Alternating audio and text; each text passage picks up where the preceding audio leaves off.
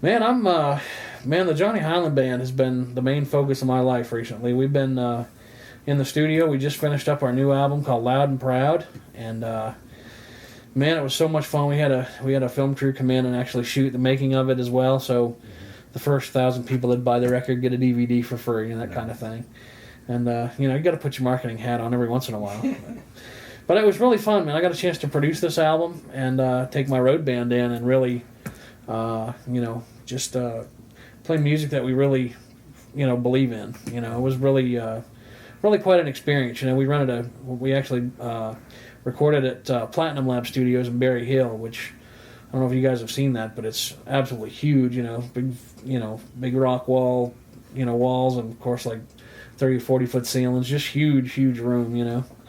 And of course I had Pee Wee bringing a bunch of amps and it was great, man. It was like an open gamut for us to just have fun and just let everything out musically. So we recorded the whole record in a day and a half, but you wouldn't know it by hearing it because Really? I took about 5 months to mix it. So Wow. it was fun, man. I've got such a great road band. I'm real proud of the boys. I've got Solon Smith on keyboards, Michael Hill on bass guitar, and Cody Leppo on drums, and we're they're all young kids, man. They're a lot younger than me. I'm 33, and I think the next oldest member of the band's like 26. Wow.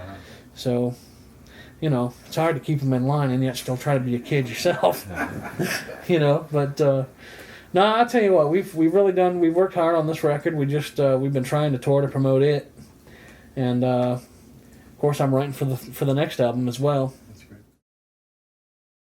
You know what, man?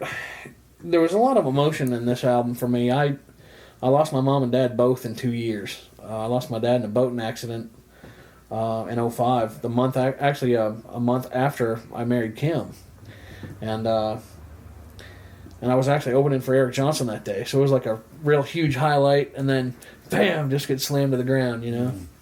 And I just recently lost my mom in December, and I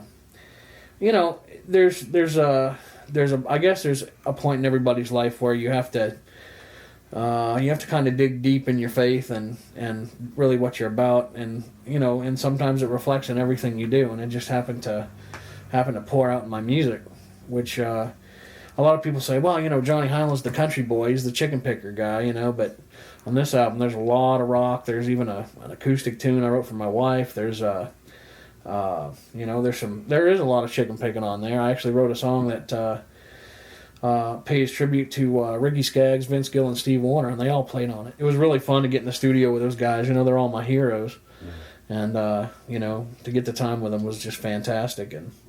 But there's I've been rocking out a lot lately, man. I'm loving it, dude. It's great. It's fun to actually play through half stacks now and crank it up and let it rip.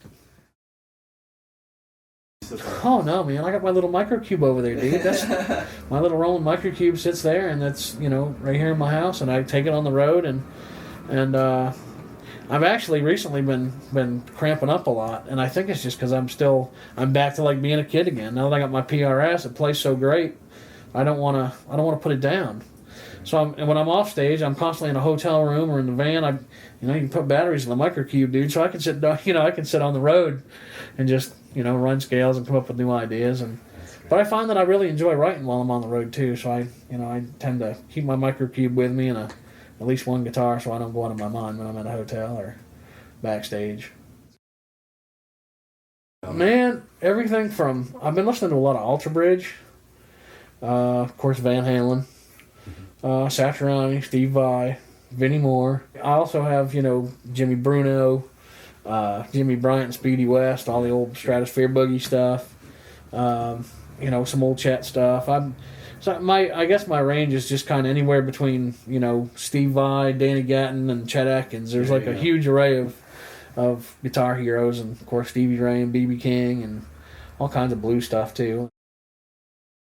I couldn't live without Elixir Strings, honestly.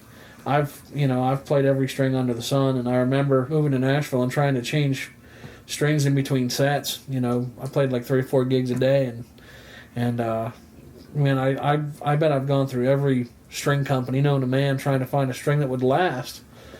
And and being legally blind trying to change strings in between shows, and you got to stick your head down to the pegboard to see where you're putting the string was just I mean, it was grueling for me, man. And the tone was just, it had to be there. It was a must. It was a necessity to keep a good gig in Nashville. I mean, you have to have good tone and the complete package. Good gear, good tone, good attitude, good everything, And it was really important to me. And, I'd play a normal set of strings for like 20 minutes, and the E string would just be like, boom, dead.